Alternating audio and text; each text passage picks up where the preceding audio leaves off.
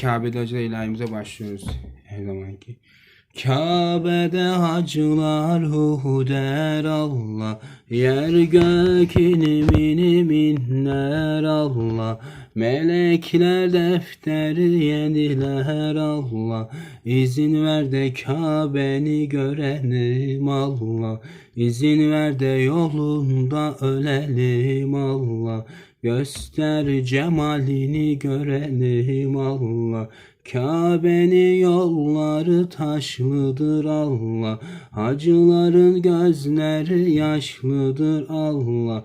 Dervişlerin ciğeri ateşlidir Allah.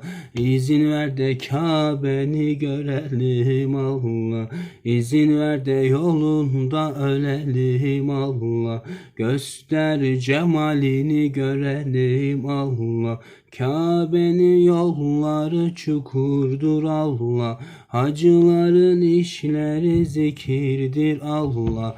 Mevlasına her dem şükürdür Allah. İzin ver de Kabe'ni görelim Allah.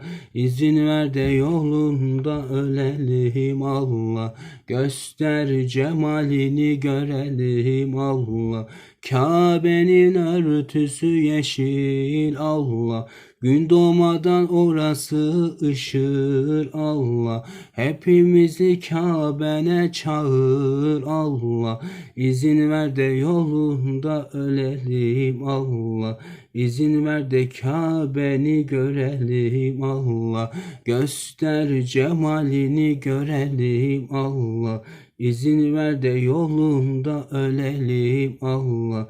Göster cemalini görelim Allah. Hayırlı akşamlar herkese. Öncelikle abone olmayı unutmayalım. Kendinize iyi bakın. Allah'a emanet olun. Görüşmek üzere.